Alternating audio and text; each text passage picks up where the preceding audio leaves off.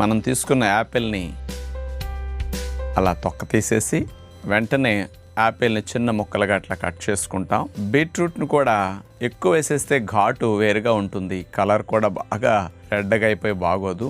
అంచేత బీట్రూట్ని హాఫే తీసుకున్నాం, దాన్ని కూడా తొక్క తీసేసేయాలి.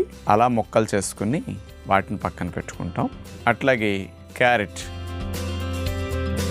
వీటిని కూడా ముక్కలు కట్ చేసుకుంటాం. మరి ఏబీసీ డ్రింక్ అంటే యాపిల్, బీట్రూట్, క్యారెట్ ఈ మూడుటిని కట్ చేసిన ముక్కల్ని తీసుకుని మిక్సీ జార్లో వేసేసి వాటిపైన కొద్దిగా పుదీనా వేసేసి కొంచెం నలగడానికి ఒక చుక్క నీళ్ళు పోస్తాం.